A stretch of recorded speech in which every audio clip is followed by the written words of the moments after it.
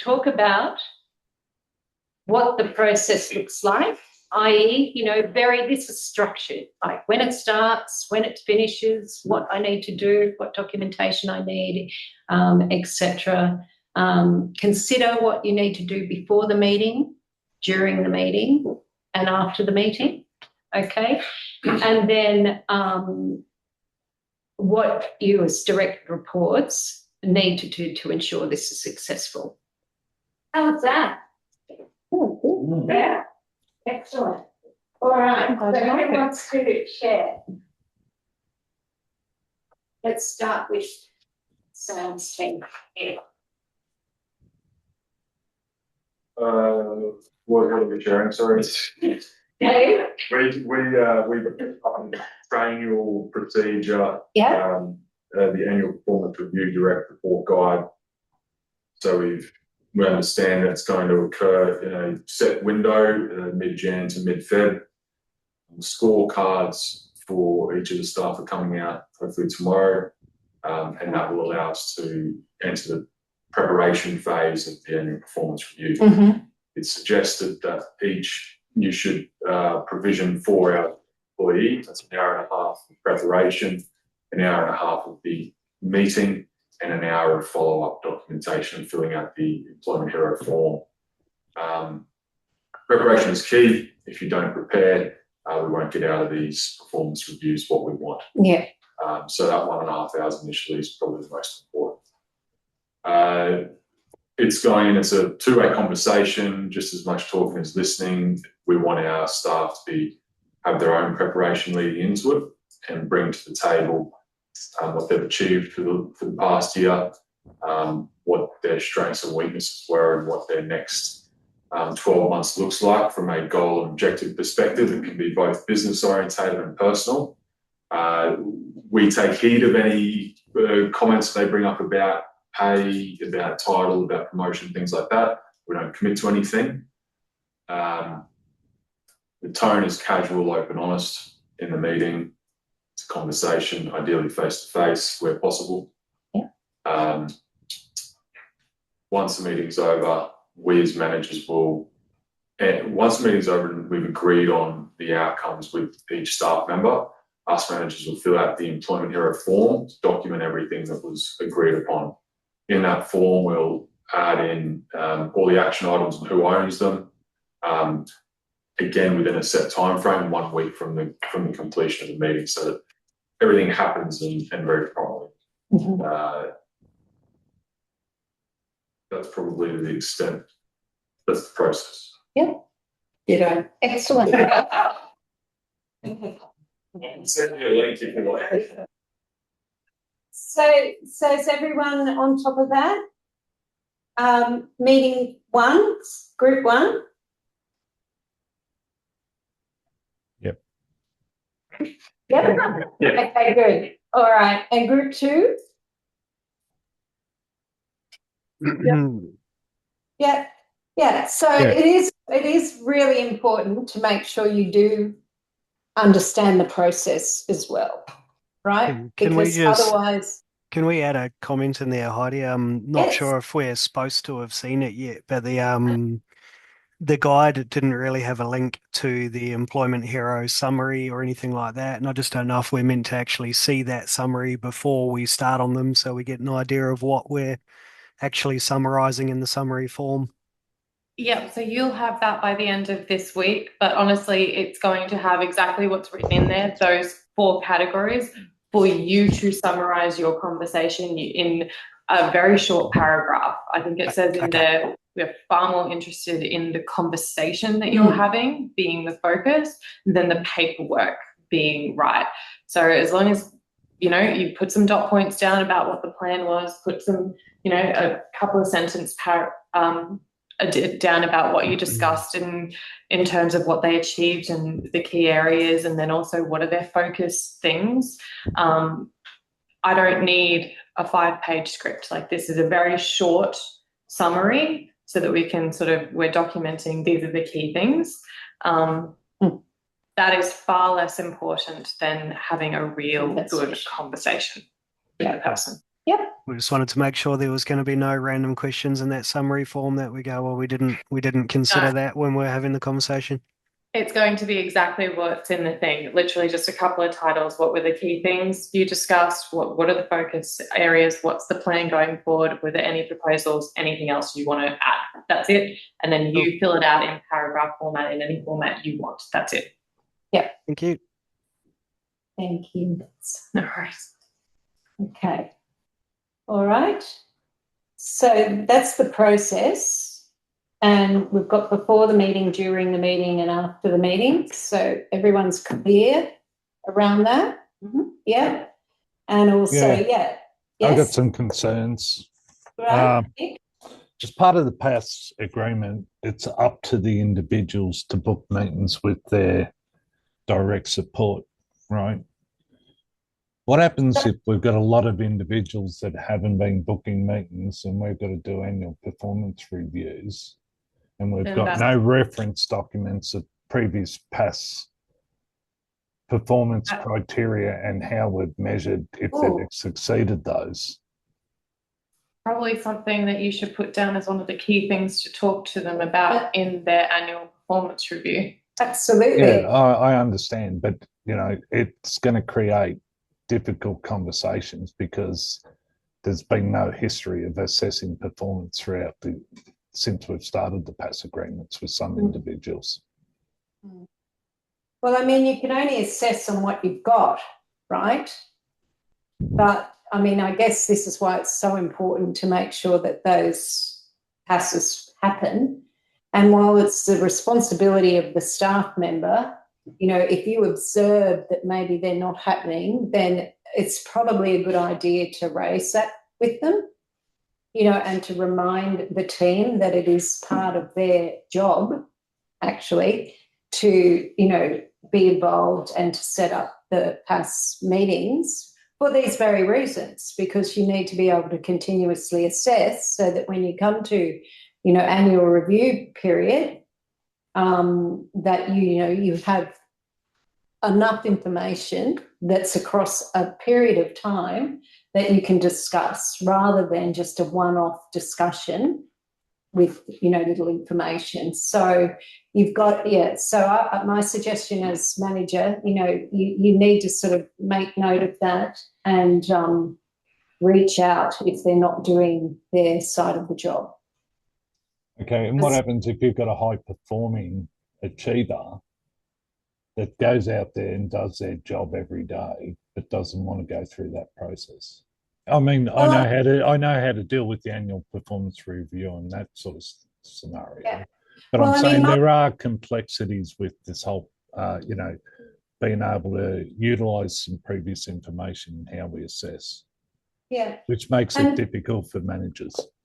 No, Nick, I hear where you're coming from, but, a high performer needs to, be embedded, like part of their alignment is actually to do, what GVG has as an overall expectation, not just doing the job, right? So the communication to that high performer is acknowledging how well they do in what they do in their job, etc.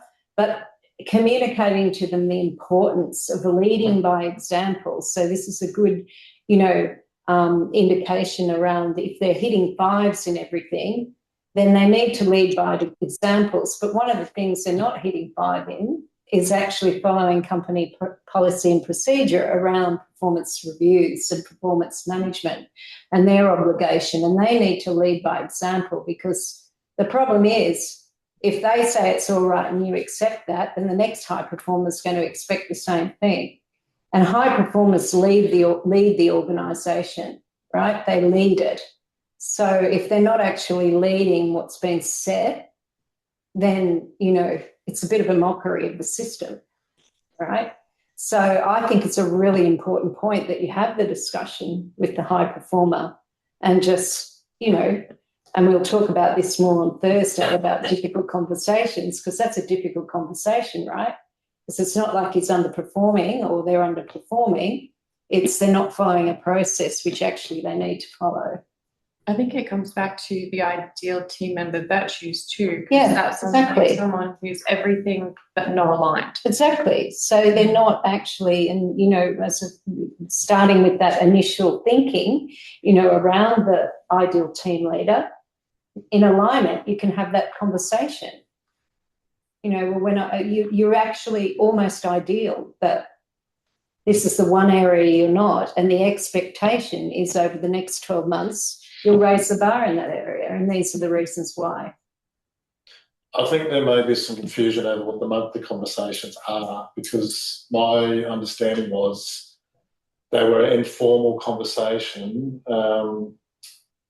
The person you're having that pass with are the ones responsible to update that document every month, and they were to use the same document each month. So I won't have records of the monthly conversations because they continue updated as a live document. So It's a rolling template. yeah, I think I can go back and check, but I think they have potentially been just updating the same document over and over. So they're not copying the Oh. content, putting it at the top, so the old records stay at the Yeah, bottom. so I'll double check, but I'm not sure whether I actually have a record of all those. Go back through the document history and Yeah, you got Potentially, previously. Yeah. And I mean, these are all good discussions, right? Because whenever a process is put in place, you need to review it. And what we're doing here is reviewing it. And Yeah. actually some things are coming out that actually we need to get on top of, so that, this time next year, we're not in this situation.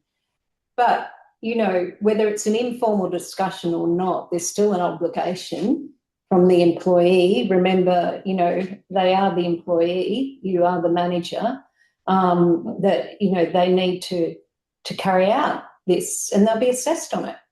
And tell them the importance why. The more you contribute to this, the more information we have to be able to, get you that promotion or get you that salary increase or progress you along the pathway. Right? Good point. Well raised, Nick. Okay. Anyone else? Anything else that we want to talk about around that little exercise? Okay. And it's just reiterating, as managers, we need to know what we're doing. We need to be across the process, because you know what? You can tell if you're not. And that doesn't have a really good effect on your staff member. Is a performance review a salary review? No. Okay, so if you're having that conversation and it comes up, how are you going to address that? What are you going to say? There's a separate process for this discussion, not for Yeah. annual. Absolutely. And that should be fine. But also, if they're adamant that they want to tell you, let them tell you, and just document it, say thank you very much, but we'll address this in the process which will follow. Yeah. Okay. Yeah. Heidi, Yeah. as a manager, what Yes. is the salary review process? It's at the end of the financial year, same as last year. So we're probably going to start it in April this year. How does that process work, and how does it get established? How do they determine things? As a manager, if I'm going to be asked that question, they're the sort of key things I need to know if we're going to do performance reviews, so that I've also got an answer. Mm-hmm. Yeah, absolutely. So Amanda still does the benchmarking for each position. It then goes to the direct support of each person to make a recommendation. So you'll be told what HR's recommendation is. You can either agree with HR's recommendation, put in your own recommendation. Those recommendations then go back to the directors for final review and decisions before coming back to you if you have any other final comments before communication goes out to the employees. Mm-hmm. So everyone's And then the employees get an option to discuss further if they want to. yes. Okay. All that's So I in just training as wanted to be well. clear on that. Yeah. Yeah. So, You can just refer them back to the training, like there's this whole section on yeah, that topic yeah, if they want more information. fantastic. And I mean, I think at the end of the day, people just want to know that they're going to have the opportunity to have a review, right? And it is very normal to have two different discussions, right? Because what happens if we put salary or salary review discussion into the performance management discussion, it all becomes about salary. And you spend half your session, fighting whether they actually, deserve the increase or not. And so it's not actually focusing on the information that you need to make that decision when you get the recommendation from HR based on the benchmarking and ratings, it's, not enough information. So it's very, very normal. And once people know that, I think they're okay. It's really just about reassuring them that there is a process for it and it will happen. Yeah. But you can't guarantee. Okay. So it leads me on to the next question. So relying on the forms is more important than the conversation. True or false? False. Yes, very good. Okay, so if the conversation is difficult, let me avoid it during the discussion. No, false. No. So how should who said yes? He said false. Oh, okay, so then if we do have a difficult conversation, how should we approach it? Mm-hmm. Calmly. Calmly? Coaching style. Yeah, absolutely. Pussyfooting around. Or, No. Yeah, whatever that one is. Yeah. So calm. Be calm. Okay, number one, be calm. Because you'll see the body language and you'll see, be calm. You'll feel like you're talking on deaf ears. Be calm. It's really important just to be calm but honest and firm, right? And supportive. Yeah. Okay. But don't avoid it, because it will come back to bite you for sure. Okay, and so do we agree promotions or title changes or expensive training? No. So how do we approach that? So if somebody wants to know whether they're getting a promotion and they say to you, well, if you can't let me know, then I might have to leave. What are you going to do? Pardon? They're not aligned. They're not aligned. So how would you say that? Would you say you're not aligned, or would you say? We'll refer them to the other process. Exactly. And so we'll still note it there. Yeah. And, blame the process, right? If it's too hard, it's a process. And part of growth with the company is you have to have solid, fair, equitable processes and procedures. And this is one of them, right? So that's good. And also with the expensive training, I'm sure there must be a training process that you have here and go, look, that's really good. I'm really happy to hear that you're interested in that, but we will have to go through the process to see whether it's going to be approved or not. So we have to say, end of conversation. Yeah. Okay, and the next one is, after we finish our annual review process, do we skip follow-ups? No, we don't skip follow-ups, and the PAS is the brilliant session that is there to follow up. So part of the conversation in the annual review is that if you aren't doing those well, you need to do them better. It is your responsibility and it's our expectation, right? Okay, any questions about that? So you all passed the toll. Well done. Okay. All right, so we've discussed, is there anything else that anyone wants to talk about at this stage around, conversations or anything else they're worried about or want some clarity on? No? Okay, are we all good to keep going? We're making good progress, okay? So...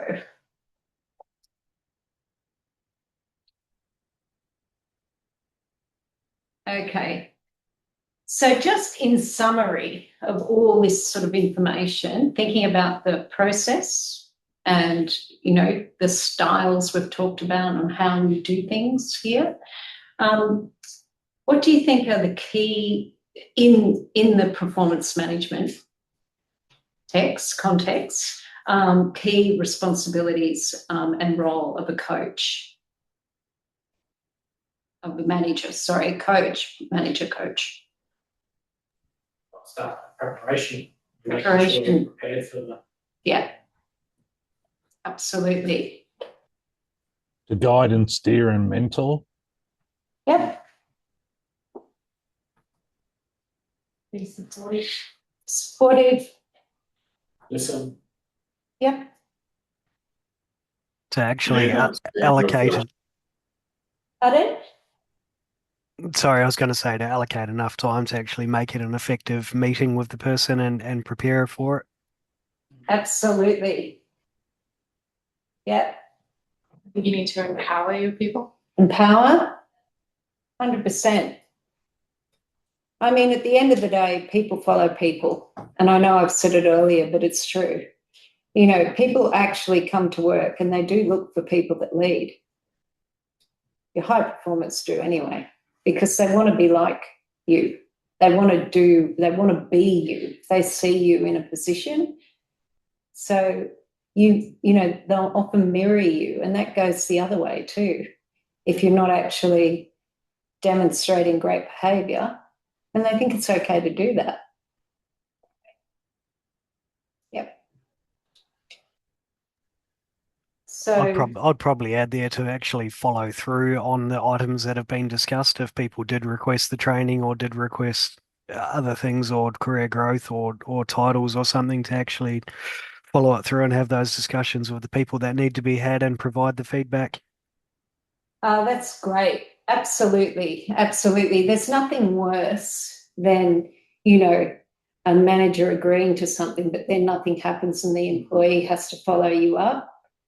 It's a bit like running a staff engagement survey that everyone contributes to and then nothing happens. It can be a really negative impact on how people feel. Because a lot of managing people is around psychology, right? So you've got to think of how people feel when you're, whether you feel it or not is irrelevant. It's how that person is feeling. And we'll go more into that on Thursday around the personalities and how important that role is as a manager. Okay. But it is important that, you prepare and lead, not the PASs, but if they're not doing the PASs, you lead them into what they need to do, and the annual review process as per the guidelines that were provided in the coaching approach. So I think you've all got a really good concept of what that is, and it seems to be embedded with you. So it's really important, great skill to have. If you have that, then you're, right on. That's the way you need to manage people. Setting those clear expectations and providing regular feedback. And I'd add on to that, what we just talked about, that if you commit to following through with something, follow through with it. Even if it's going to be a negative outcome, at least do it. Yeah? Documentation, discussions and outcomes as required. So make sure everything's documented. And again, I said earlier that the more you have documented around this type of performance management, the easier it is to manage poor performance, right? So it's actually good for you. Yeah. Follow the performance management processes consistently and fairly.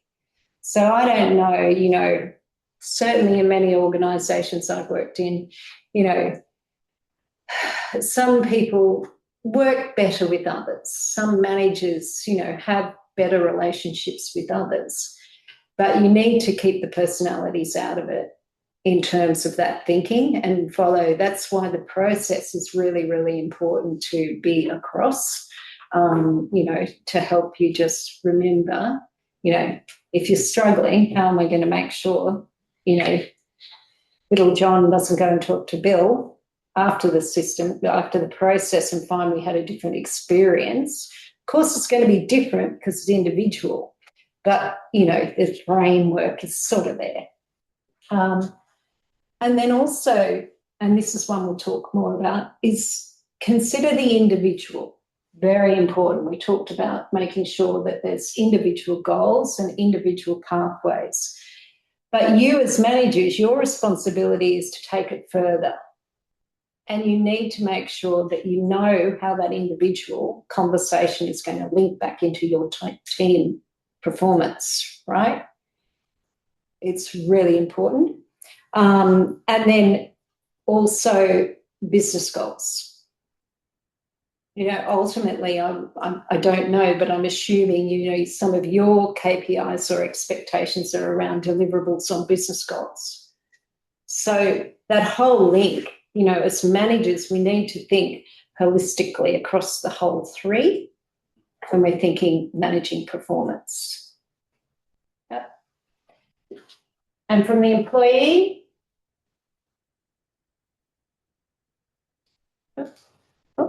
go back. I need a new mouse too. Pretty much the same thing. So they have to, you know, be actively participate in these processes.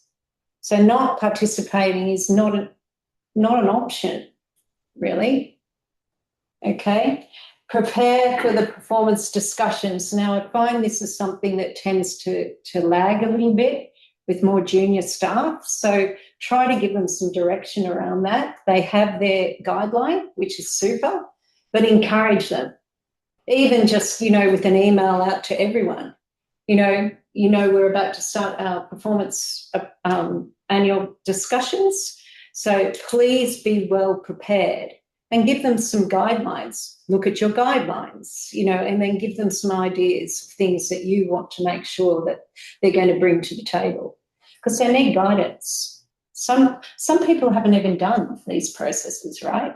Because they're in smaller organisations that don't do them or don't do them to this extent, all right? And then document, of course, and follow the procedure consistently and fairly as well. And I use the example that we just had.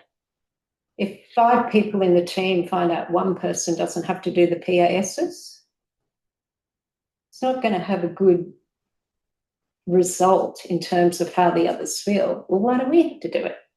Why don't we do it? You know, and you get the domino effect. Mm-hmm. Any questions? Nope. Righto. This is really what you all want to know. Okay, what's WIIFM? What's in it for me? Yay! So what's in it for me? So what do you think? You know, through everything we've been talking about today, what do you think's in it for you? High performance. So if you've got a high performing team, what's that mean to you? What's that mean to you? Makes your life easier. Pardon? Makes your life easier. Absolutely. You know, you are managers for a reason. You know, you've done the hard yards. You are now at a level where you get to manage. So that means you have a different expectation, right? A different set of KPIs and things that you need to achieve. So you need to manage your team to be able to help you do you well, you know. So that's a good one. Your own performance review is going to go better for you. Exactly. Well, that's exactly right. I mean, it's a domino effect, right? If I do that well, then there's opportunity for me. I'm going to have a better review for myself. I'm going to have, better conversations around what success is going to look like for me for the next 12 months. Okay. Anything else? People are happier and more Yeah. content when they're performing well. Exactly. Your team culture, will be so pleasant, so much more pleasant than if you're putting performance management to the side, right? Anything else? Anyone online? No? Okay, well, I'll share a couple of things with you. So fewer surprises. If you do this well, it should be easy. And actually, you may not need 4 hours because you may be able to have much better conversations. You may be able to, just have more flow. There may be less conflict. There may be, well, you didn't tell me this, that happened 6 months ago. All those sorts of things. So not so many surprises, stronger teams, which we just better performance outcomes, less staff turnover. Why would I leave this manager? The 2 biggest reasons for leaving is number 1 is my manager. Number 2 is uninteresting work. So if you do this well, and fair and equity and all these things, you'll keep your staff and people will want to work for you, And I've actually heard it because I do work in the construction industry quite a bit, and I've got a son who's in the construction industry as well.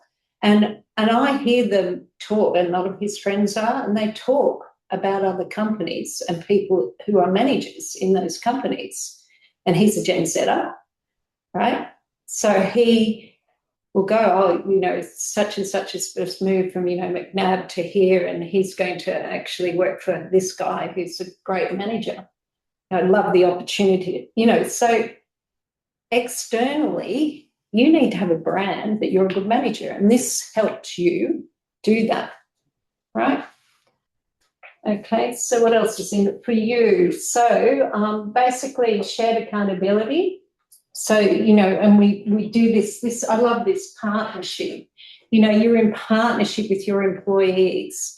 You have shared accountability with clear expectations and goal setting around, what that is. You're not doing their job, but you're sharing accountability. And that's really empowering and engaging for people. People want to be a part of it, and they want to understand what part they are and how it impacts on the bigger picture.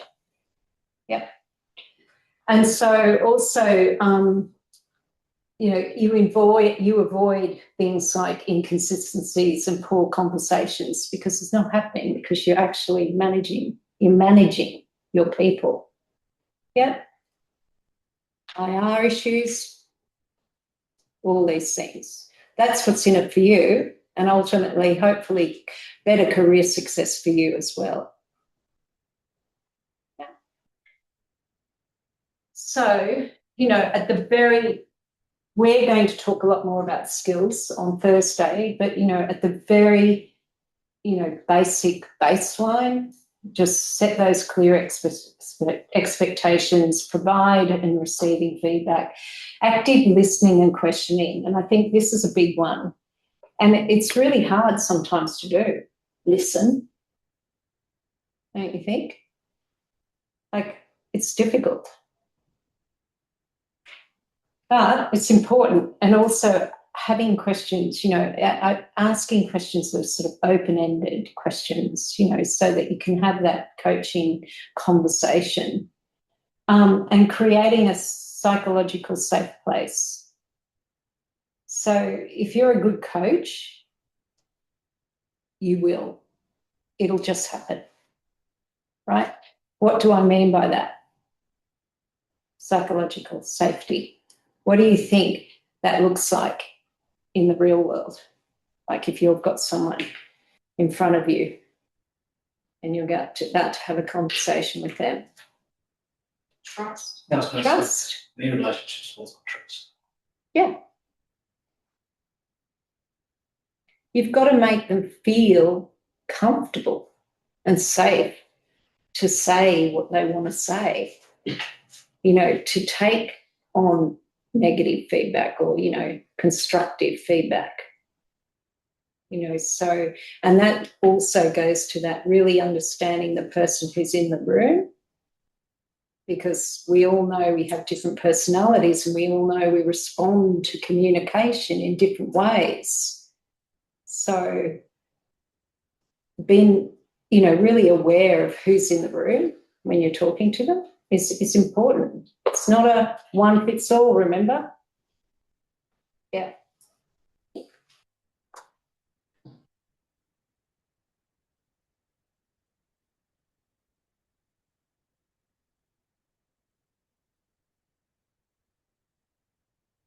Okay, so I've got a couple of more exercises for you. It's only 20 to 3, so we're doing quite well.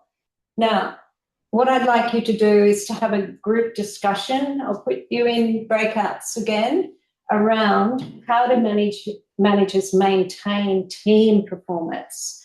So I thought we'd touch on this because there is that connection, right? I know this is very much focused on the appraisals or the performance reviews, annual ones, but I think it's really important as managers to have the skill to be able to actually be prepared from a team perspective as well, because it actually can make a conversation easier with an individual. So what I want you to do is to, just have a discussion, talk about, you know, how managers maintain performance within a team from a team perspective. Is that okay? Are we clear?